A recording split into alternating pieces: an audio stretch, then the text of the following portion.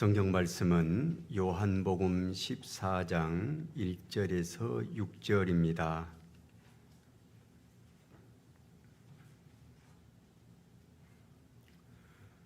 너희는 마음에 근심하지 말라. 하나님을 믿으니 또 나를 믿으라. 내 아버지 집에 거할 곳이 많도다. 그렇지 않으면 너희에게 일렀으리라. 내가 너희를 위하여 거처를 예비하러 가노니 가서 너희를 위하여 거처를 예비하면 내가 다시 와서 너희를 내게로 영접하여 나 있는 곳에 너희도 있게 하리라. 내가 어디로 가는지 그 길을 너희가 아느니라. 도마가 이르되 주여 주께서 어디로 가시는지 우리는 알지 못하거늘 그 길을 어찌 알겠사옵나이까. 예수께서 이르시되 내가 곧 길이요 진리요 생명이니 나로 말미암지 않고는 아버지께로 올 자가 없느니라. 아멘.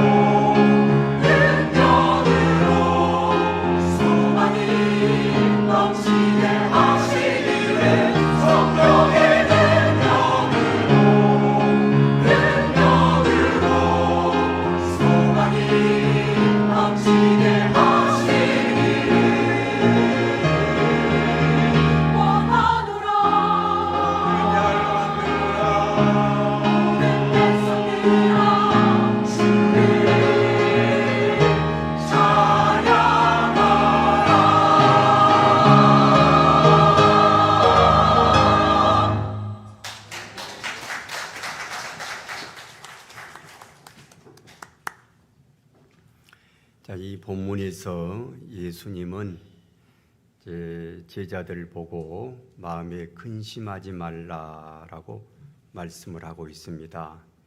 1절에 보면은 너희는 마음에 근심하지 말라. 하나님을 믿으니 또 나를 믿으라라고 제자들에게 예수님이 말씀을 하십니다. 아마 제자들은 당시 아주 근심이 많았는가 봅니다. 근심, 걱정이 많았는데 그것은 예수님이 이제 제자들을 떠나서 예루살렘에 가서 십자가 지시고 그리고 하늘나라에 올라가실 것이다라고 말씀을 하신 바 있었기 때문입니다. 그것도 이제 여러 번 이야기를 하셨어요. 그러자 이제 제자들은 예수님이 이제 육체적으로 함께 있을 때는 든든하잖아요. 예수님 따라다니고 하면은 하더니 물리적으로 함께 있는 것이 심적으로 큰 위안이 되고 어떤 든든함을 줍니다. 담대함을 주는데 예수께서 이제 물리적으로 떠난다고 하시니까 그게 이제 마음의 근심거리가 되었습니다. 이제 우리 인생은 근심 걱정이 참 많습니다. 이런 이제 걱정, 불안, 초조, 인생 여정에서 그런 걱정, 우려, 초조 이런 걸 이제 거의 피할 수 없습니다. 우리의 인생 여정은 거의 다 걱정으로 시작해서 걱정으로 끝납니다. 그렇게도 근심할 것들이 많습니다. 특히 이제 우리 한국 사회를 살아가는 우리 현대인들, 우리 한국인들의 이런 걱정, 근심, 이걸 요즘 말로 하면 스트레스 아니겠습니까? 우리나라는 전 세계적으로 삶을 살아가는 그 사회생활의 스트레스 지수가 전 세계에서 거의 첫 번째, 두 번째라고 해요. 그만큼 우리 한국 사회는 물질적으로 아주 풍요롭고 굉장하잖아요. 지금 우리나라가 1인당 GNP가 올해 들어와서 이미 2023년도에 1인당 국민소득은 일본을 따라잡았고 일본보다 더 잘 살고 조금 있으면 전체 국력마저도 일본을 능가할 거라 할 정도로 상당히 물질적으로 풍요롭습니다. 그런 반면 속에는 내부적으로는 아주 골병이 들고 있잖아요. 스트레스가 보통이 아니에요. 우리 한국 사회에 살아간다는 게 직장 생활하는 건 사실 태어나가지고 어릴 때부터 유치원 들어가기 전부터 공부하잖아요. 입시 경쟁에. 그래서 초등학교 때 이미 영어, 수학, 중학교, 고등학교 걸 벌써 선행 학습을 하게 되고 그 입시 과열 그리고 그렇게 해서 이제 학교 졸업을 하면 또 취직 경쟁해야 되고 또 회사 들어가면은 그 하이라키에 의해서 승진에 대한 그런 스트레스도 많고 그래요. 참 우리가 여유로운 삶이 아닙니다. 치열한 경쟁 사회잖아요. 그러다 보니 내가 너를 죽이고 서로 죽고 죽이고 이러한 이제 엄청난 어떤 칼끝 위에 서 있는 우리 한국인들의 삶 속에 이 국내 시장에서 성공을 한 사람들은 해외에 나가서도 전혀 두려워하지를 않죠. 왜냐하면 미국이나 유럽과의 경쟁에서 서로 싸운다고 해도 이미 한국에서 이미 초등학교 때부터 치열한 경쟁을 통해서 올라왔기 때문에 그렇게 큰 어려움이 없는데 가장 큰 어려움은 우리 국내의 삶이 참 녹록하지를 않습니다. 만만하지를 않아요. 그래서 우리 한국 사람들이 스트레스가 보통이 아닙니다. 그래서 20대, 30대들도 그렇고 그러다 보니까 이제 그런 경쟁에 치여가지고 젊은이들 가운데 은둔형 삶을 사는 사람들이 꽤나 된다고 해요. 통계만 해도 한 50만 명 정도 된다 그래요. 캥거루족들, 부모의 이게 부모 집에 이제 있으면서 밖에 나가지도 않고 30이 돼도 직장 생활하지도 않고 그걸 두려워하는 거예요. 이미 이제 10대, 20대 때, 10대 때 어떤 큰 상처를 받았거나 학폭에 시달렸거나 어떤 학업에 대한 스트레스로 굉장히 이제 아픔이 있거나 그런 오면은 20대, 30대도 사회에 나가는 걸 두려워해요. 사람 만나는 걸 두려워하고 대인 기피증도 심하고 경쟁에서 또 지고 하니까 그러한 이제 집에 이제 안에 있는 사람 젊은이들이 많습니다. 자, 그리고 막상 이제 30대, 40대, 50대 경제 주체 세력들도 참 뭐 보통 걱정이 아니에요. 근심 걱정이 많습니다. 또 이제 나이가 들어서 이제 70, 80, 요즘은 참 얼마나 오래 삽니까? 80은 거의 일반화되고 있습니다. 90, 100살을 살아가는 이제 우리 한국의 이제 현대인들인데 나이가 이제 들어가면은 이제 걱정이 또 뭐겠어요? 노후 문제잖아요. 노후는 크게 두 가지입니다. 물질적인 것과 건강이잖아요. 육체적인 건강. 이제 오래 사는 건 좋은데 오래 살면서도 질적으로 오래 사는 거잖아요. 건강하게 오래 사는 거. 내 몸이 움직일 수가 있고 가고 싶을 때 가고 들어오고 싶을 때 들어오고 그러면서 먹고 싶을 때 먹고 자고 싶을 때 자고 그런 어떤 자유로움 속에 살아가는 그런 노후 생활. 그런데 몸이 늙어가니 그 쉽지를 않습니다. 그것도 큰 걱정거리예요. 근심이고 걱정이고 그렇습니다. 그래서 예수님이 이 제자들을 보고 너희는 마음에 근심하지 말라 하나님을 믿으니 또 나를 믿으라 하는 말씀은 예수님이 제자들에게 이걸 걱정하지 말라고 강요하는 것도 아니고 꼭 그렇게 돼야 된다는 뜻도 아니고 우리 예수님은 마음이 굉장히 생각이 깊으시잖아요. 생각이 깊다는 건 뭐겠어요? 본인 자신에 대한 자기 인식이 뛰어날 뿐만 아니라 상대방에 대한 배려심이 많다는 말이잖아요. 우리 예수님은 제자들의 실존적인 상태를 잘 아세요. 그들이 얼마나 근심이 많고 걱정이 많은가. 그들은 아직 영체는 아니에요. 육체를 가지고 있어요. 그런데 예수님과 함께 있을 때는 마음에 걱정이 없는데 예수께서 그 제자들을 떠난다고 하니까 그게 이제 염려가 되고 불안감이 들어오는 겁니다. 그걸 예수님이 잘 아시고 그들을 참 사랑하는 마음으로 이해하는 심정으로 너희는 마음에 근심하지 말라라고 하신 거예요. 그렇게 반드시 살아야 한다라는 어떤 그런 잔소리 같은 것이 아니고 우리 예수님은 우리에게 좋은 말씀하시려고 하신 것이지 우리를 괴롭게 하고 힘들게 하시려고 하는 말씀은 아니에요. 그러니까 이걸 우리는 하나님을 믿으니 또 나를 믿으라 한다고 해서 너희들이 하나님을 믿지 아니하고 나를 믿지 아니하니까 그렇게도 근심거리가 많구나 이 믿음 없는 자들아 하는 그런 질책성 발언으로 받아들이면 안 됩니다, 여러분.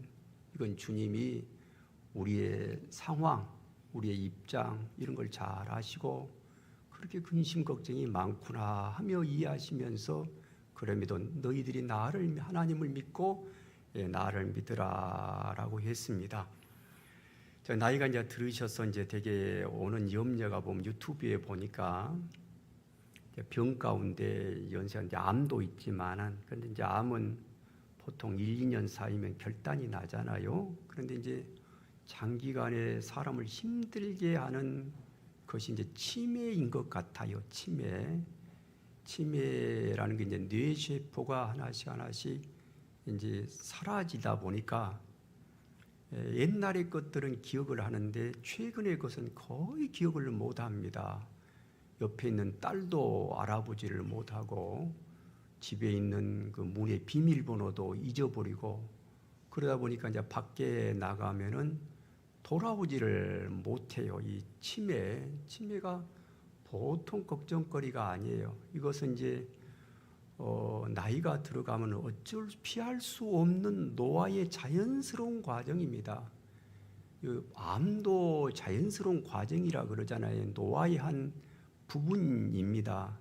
이 치매라는 것도 그렇고 인지장애나 운동장애라는 게 이제 파킨슨병, 루게릭병이고 인지장애는 바로 치매이고 하는데 치매를 그래도 이제 걸리지 않으려면은 그런 건 아니겠지만 의사들 그 말을 들어보면은 잠을 충분히 자라는 거예요. 잠을. 그러니까 이제 옛날에 노인들은 잠이 없다 그런 말을 하잖아요. 그런데 지금 생각해보고 과학적으로 보면 옛날에 속담들 가운데 안 맞는 말이 너무 많아요. 안 맞는 말. 지금 와서 보면은 사실 연세가 들어갈수록 잠을 많이 자야 합니다. 그래서 뇌의 세포가 푹 쉬게 해야 돼요. 이 뇌 활동은 요즘 다 이제 알게 되었습니다만은 내가 이제 활동하고 움직이고 그건 다 뭐게 느끼고 탐구하고 생각하고 하는 것들이 가장 에너지를 가장 많이 소모한다는 거예요. 그러니까 우리가 손과 발로 이렇게 일을 하고 운동하고 땀을 흘리고 이런 것보다도 눈에 보이지도 않는 조용한 활동 같은데 사실 이렇게 공부를 많이 한다든가 신경을 많이 쓴다든가 스트레스를 많이 받는다든가 할 때 뇌에서 소모되는 에너지는 굉장히 많다는 거예요. 그래서 사실 이제 공부하는 학생들은 제일 당을 많이 먹어야 되잖아요. 탄수화물이 바로 에너지원이거든요. 그러니까 공부하는 학생들은 노가다는 일하는 운동하거나 육체적인 일하는 사람만큼의 에너지를 필요로 합니다. 이제 우리가 지금 AI 시대에 이제 중요한 것이 데이터 센터 아닙니까? 그래서 이제 미국에도 큰 대규모의 데이터 센터를 세운다고 그러고 또 미국에서는 우리나라에다가 데이터 센터를 세워주면 좋겠다. 너희들은 전기가 남아 돌지 않느냐? 원전도 많고 또 태양광도 많이 세울 수 있고 하니까 큰 센터를 만들면 좋겠다 해요. 그런데 이 데이터 센터의 최고의 난제가 뭐냐? 에너지를 그렇게도 많이 소모하는 거죠. 우리 몸도 마찬가지예요. 그러니까 이런 이제 이 뇌 활동이 심하게 했을 때 이걸 푹 쉬어줘야 됩니다. 잠을 푹 주무시고 그래서 적어도 어린이들만 잠을 많이 자는 게 아니라 오히려 역설적으로 연세가 들어갈수록 잠을 많이 주무셔야 돼요. 푹 쉬고. 그래서 잠도 꼭 옛날에는 꼭 정시에 자고 정시에 일어나고 그것도 안 맞다고 그래요. 밥도 어떤 사람은 옛날에는 새끼밥을 꼭꼭 먹는다는데 그것도 안 맞다 그래요. 내 몸에 맞는 거, 내가 먹고 싶을 때 먹고 그리고 자고 싶을 때 자고 싶을 때 자는 게 바로 자연의 12시간, 24시간의 자연 시간이 아니고 내 생체 시간이죠. 내 몸에는 내 몸에 돌아가는 그 내 몸에 딱 맞는 시간표가 있어요. 그 시간표가 있는데 어떤 때는 8시에 잠이 오기도 하고 어떤 때는 12시에 잠이 오기도 하고 어떤 때는 오후 2시에 잠이 오기도 할 때 그 잠이 올 때 바로 자라는 거예요. 푹 잠을 자면은 이 뇌세포가 활성화되고 좋아진다는 거예요. 그래서 하여간 이 잠을 푹 숙면을 취하고 그럴 때 치매를 많이 예방할 수 있다고 합니다. 어쨌든 우리 인생 삶은 참 이 근심 걱정 이걸 피할 수가 없습니다. 마음이 조급하고 어쩔 줄 몰라하고 그런 초조감에 인생을 삽니다. 그러다가 심지어는 이제 몸도 초췌해지고 그런 극심한 마음고생을 많이 합니다. 또 걱정, 슬프고 탄식하고 애통하고 그렇습니다.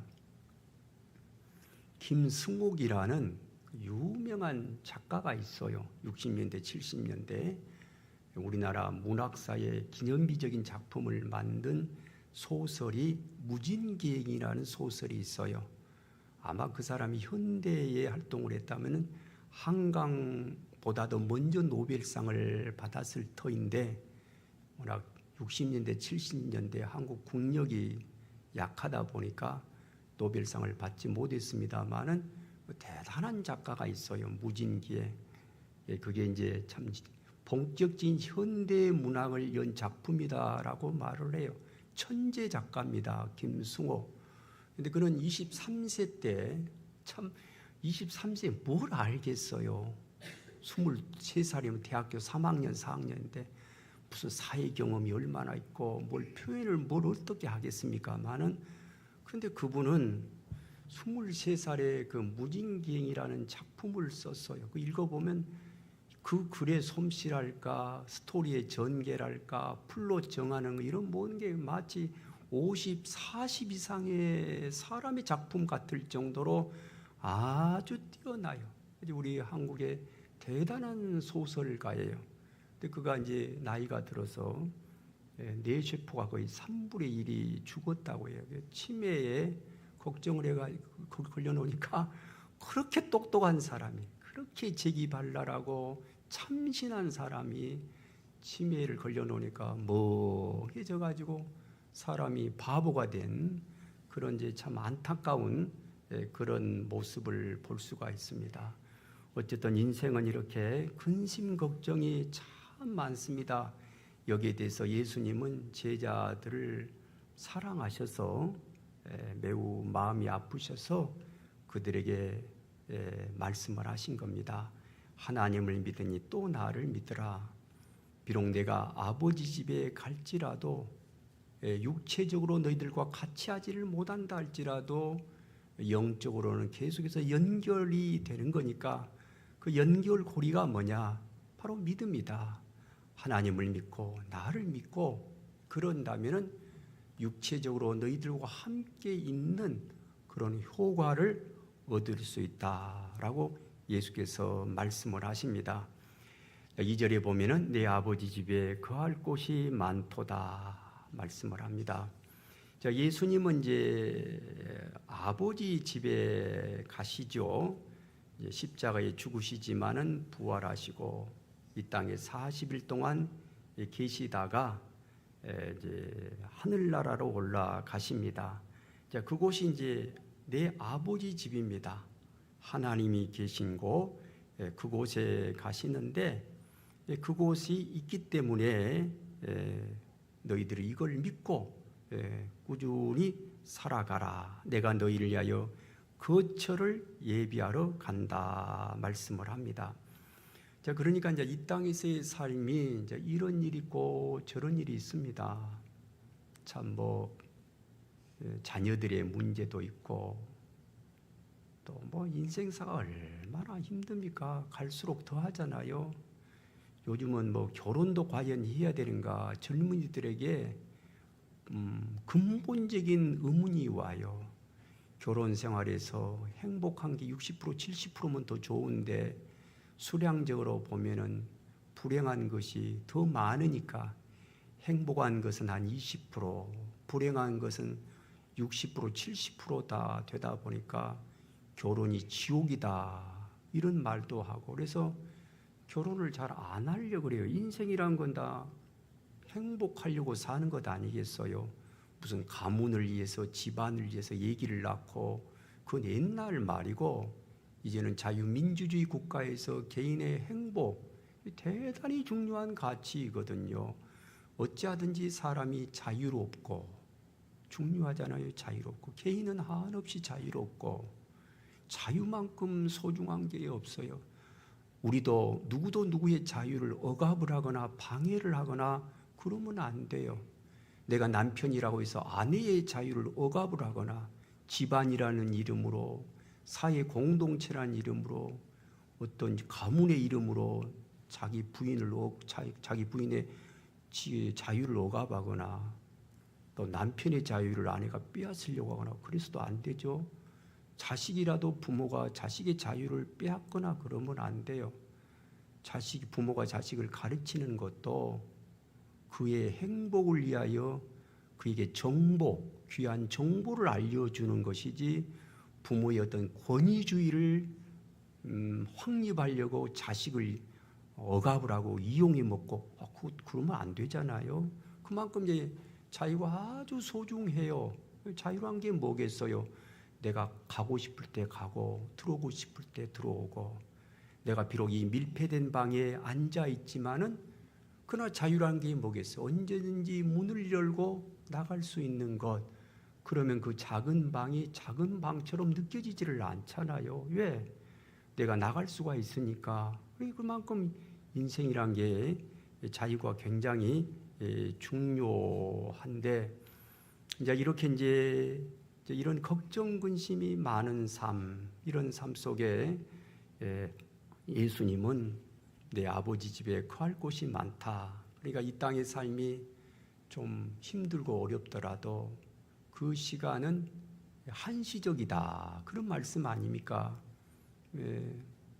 병이 걸리면 이제 그 자체로 괴로운 일이지만은 그래도 한 2, 3년 정도 버티고 나그네 인생이니까 이제, 그런데 그 후로는 영원한 본향이 있다라고 예수님이 알려주십니다. 그렇지만은 저는 이것을 일반적인 종교가 말하는 희망 고문의 언어는 아니라고 믿어요. 희망 고문은 아니라고 믿어요.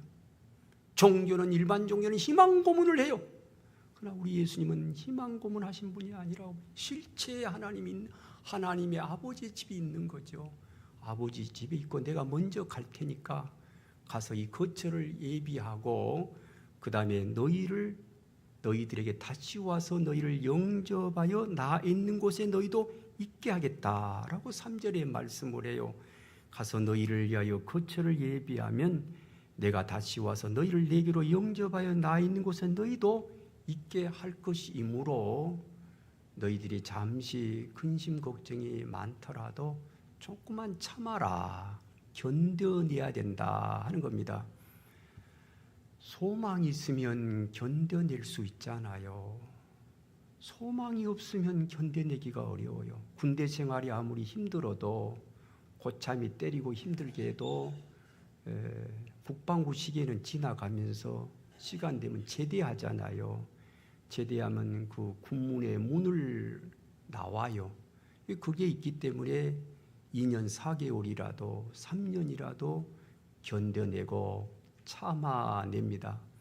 정말 소망이 없다면은 그건 정말 죽음이죠, 죽음. 언제 풀려날지도 모르고 언제 죽을지 모르고 아무 기쁨이 없어요. 아무 사후가 없어요. 뒤에 어떤 일이 보장되는 게 없어요. 그러면 정말 그런 근심 걱정은 자기를 피폐하게 하고 자기를 죽이게 합니다마는, 너희들은 아버지 집이 있다. 아버지 집이 있다. 그러니까 조금만 참아라 하는 겁니다. 물론 이 제자들은 이제 뒤에 이제 박해도 많이 당하잖아요. 예수님이 떠나고 나면은 이 예수님의 공동체는 이 교회 역사에 보면은 참 말도 못하게 박해를 당합니다.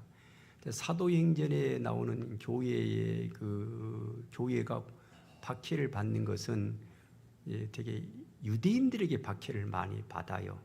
그때가 이제 글라우디오 황제 때니까 유대인들이 기독교도들을 그렇게 박해를 해요. 그래서 스데반을 사울이 죽이잖아요. 그 다음에 아그리파 1세가 야고보라고 하는 제자를 죽이고 순교당하고 그러는데, 그렇게 박해를 받다가 글라우디오 황제가 죽고 주 54년도에 네로 황제가 즉위를 합니다. 그때부터 이제 로마 제국이 기독교를 그렇게도 박해를 해 한 250년간, 그래서 밀라노 칙령 313년 때까지 교회는 이 예수님의 제자들은 육체적으로 엄청난 고통을 당해요. 그게 얼마나 스트레스겠어요. 일본의 그 기독교도들 들어올 때도 그 사일런스란 영화 보면은 얼마나 죽습니까? 이런 것들이 다 힘들다. 네, 이제 그럼에도 예수님은 내가 너희를 위하여 거처를 예비하는데 너희를 내게로 영접하여 나 있는 곳에 있게 하겠다 말씀합니다. 다시 와서 너희를 영접하겠다. 예수님이 우리를 영접한다는 뜻이 뭐겠습니까? 곧 종말을 말하죠. 종말은 두 가지입니다. 개인의 종말이 있고 역사의 종말이 있는데, 역사의 종말은 이방인의 때가 차면은 예수님이 이 땅에 오시는 것이 예수님 역사의 종말입니다. 그래서 복음이 전 세계 다 먼저 이방인들에게로 퍼져간 다음에, 그래서 마지막에 이제 복음은 예루살렘에 도착을 할 거예요.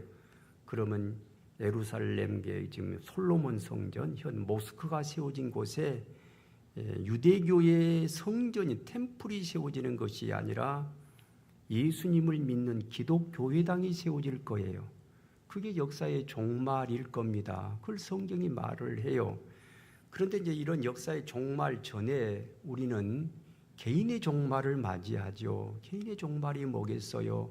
이제는 육체가 흙으로 돌아가고 이 하나님이 우리의 영혼을 부르시는 것, 우리의 영혼을 부르시고 그 영혼이 구원받은 영혼이면 예수님이 그 영혼을 영접을 합니다. 나 있는 곳에 영접하여 나 있는 곳에 너희를 있게 하리라, 데리고 가겠다라고 말씀을 합니다. 제자들에게. 그러니까 너희들이 걱정 너무 하지 말고 조금만 참아라. 그럼 내가 오겠다. 그러니까 그들이 이제 이 모양 저 모양의 삶을 살더라도 소망 가지고 살아라 하는 말씀이죠. 그러니까 우리들도 비록 이 땅의 삶이 좀 힘든 일들이 참 많잖아요. 뭐 보통 일이야. 인생 태어나 어린이도 인생에 스트레스가 많답니다. 거의 뭐 1살, 3살에 거의 캐릭터가 다 결정된다 할 정도로 그들도 그들대로의 스트레스가 많습니다만은 인생에 태어나서 사는 삶이 행복한 것보다는 어려운 점이 더 많습니다. 그럼에도 우리가 소망을 갖는 것은 예수님이 계시고 또 천국이 있기 때문입니다. 4절에 보면 내가 어디로 가는지 그 길을 안다고 했는데, 그때 도마는 말하기를 5절에 주여 주께서 어디로 가시는지 우리가 알지 못하거늘 그 길을 어찌 알겠사옵나이까. 도마는 이제 아직은 영적인 세계에 대한 믿음이 없었어요. 그래서 예수님이 떠난다고 하니 그 길이 어딘지 잘 모르죠. 왜 하늘나라를 어떻게 알겠습니까? 그런데 우리 예수님은 그렇게 제자들이 잘 이해하지 못하시는 말씀을, 하늘나라를 그렇게도 많이 말씀했어요. 사람들이 관심을 두는 거에 되게 뭡니까? 물질, 출세, 무슨 뭐 건강 뭐 이런 거 아니겠어요? 그런데 그런 세계는 예수님 별로 말씀을 하지는 않으시고 이렇게 하늘나라, 천국, 영생 이런 것을 말씀을 하시니 이 도마가 얼른 이해가 잘 되지를 않았습니다. 사실 도마는 그렇죠. 도마는 좋게 말하면 상당히 합리적인 사람이에요. 영적으로 의심이 많다 그러는데 우리 모두가 다 도마 같은 사람이지 뭐 얼마나 믿음이 있겠습니까? 그런데 이 도마가 이제 그런 사람인데 믿지를 못하는 거죠. 그러다가 예수님이 부활하신 몸을 보여주니까 그때 도마가 받아들이고 당신은 나의 주님이시고 나의 하나님입니다 라고 했어요. 그리고 이 도마는 뒤에 가서는 참 충직한 사도로 삽니다. 그래서 뒤에 가면은 복음서에는 나타나지는 않지만은 사도행전에는 없지만은 전승에 보면은 이 도마는 인도로 갔다 그래요. 그래서 주 52년도에 인도 남부 케랄라주에 도착을 해가지고 거기에서 복음을 전했다고 합니다. 주 52년경에. 그때 세워진 교회가 인도 도마 교회예요. 지금도 있어 그 교단이.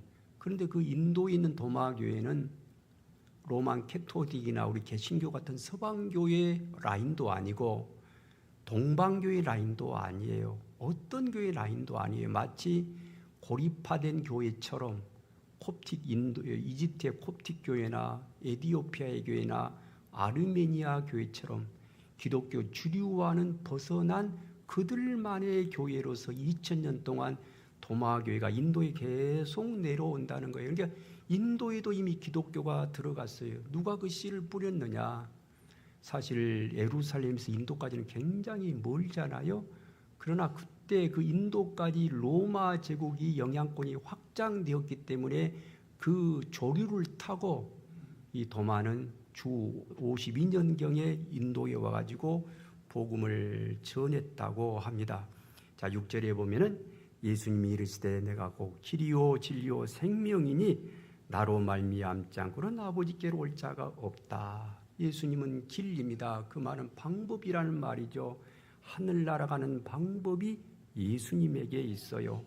또 예수님은 진리지요. 진리는 두 가지가 있습니다. 자연에서의 진리가 있고 영적인 진리가 있는데 자연에서의 진리도 굉장히 중요해요. 바로 자연과학이 자연에서의 진리를 얻고자 하는 거잖아요. 탐구하고 인간이 이 땅에서 물질적으로 자유로우려면요, 자연 진리를 많이 탐구해야 돼요. 예수님 말씀했잖아요. 진리를 알지니 진리가 너희를 자유롭게 하리라. 자연과학을 많이 연구하고 탐구하고 개발을 하면은 우리 인간은요, 물질적으로 여유있게 살아요. 그러나 미신 같은 걸 좋아하고 학문을 싫어하고 선동을 좋아하고 광기에 빠지고 그러면 그 나라나 그 사회는 못 살아요. 그렇게 되어 있어요. 그 영적인 진리가 있어요. 그 영적인 진리가 예수님이에요. 그러니까 진리는 진리로 인하여 자유롭게 되려면은 예수님을 잘 믿으시고 그리고 학문을 존중 여기고 그러면 돼요. 그리고 우리 예수님은 또 내가 생명이다라고 말씀을 했어요. 생명은 육적인 생명도 있고 영적인 생명도 있는데 육적인 생명도 귀해요. 그런데 육적인 생명은 오래 가지를 못해. 영구적이지를 않아요. 아무리 100년 이상 살기는 어려워요. 육체라는 건 결국 시간의 무게를 이기지 못합니다. 흙이 되고 말아요. 중요한 것은 영적인 생명, 영생입니다. 곧 예수님은 우리에게 영생을 주신다고 이 복음서에나 이 신약에 얼마나 많이 말한지 모릅니다. 하나님이 세상을 이처럼 사랑하사 독생자를 주셨는데 이는 그를 믿는 자마다 멸망하지 않고 영생을 얻게 하려 하심이라 말씀을 합니다. 디도서 1장 2절에 보면은 영생의 소망을 위함이니 이 영생은 거짓이 없인 하나님이 영원 전부터 약속하신 것이라 말씀합니다. 요한복음 17장 3절에 보면은 영생은 곧 유일하신 참 하나님과 그가 보내신 자 예수 그리스도를 아는 것이다 라고 했습니다. 그러므로 제자들 보고 이런 영생이 있다, 아버지 집이 있다, 내가 곧 길이요 진리니까 나를 끝까지 의지하고 믿고 나아가라. 너무 염려하거나 걱정하지 말고 그것이 있다면 하나님께 맡기고 이렇게 가라 말씀합니다. 우리의 삶이 길이요 진리요 생명이신 예수님을 꽉 붙들고 마음의 평안을 누리시고 우리가 완전히 걱정 근심에서 벗어날 수는 없겠지만 육체를 가지고 있는 몸이니까 벗어날 수는 없겠지만 주님을 믿으시고 너무 큰 스트레스에 빠지지 않기를 원합니다. 기도합니다. 하나님, 내가 곧 길이요 진리요 생명이니 나로 말미암지 않고는 아버지께로 올 자가 없느니라. 근심과 염려가 많은 세상과 그 인생살이 예수님은 변하지 않는 진리시며 길이요 생명이시오니 저희들 그 예수님을 굳게 믿으며 저희들의 인생 여정이 흔들리지 않게 하옵시고 저 천성 향하여 이 땅에서의 삶을 오직 믿음으로 걸어가게 하옵소서. 하나님, 저희들 근심하지 않게 하옵소서. 염려하지 않게 하옵소서. 죽음에서 건져 영원한 호흡을 주시는 주님을 믿는 이 신앙생활이 저희들 각자가 하나님께로 가는, 주님이 예비하신 거처로 가는, 그리고 영원한 생명의 문을 여는 거룩한 구원의 과정임을 믿습니다. 저희들 모두는 다 예수님을 사랑합니다. 예수님의 이름으로 기도합니다. 아멘.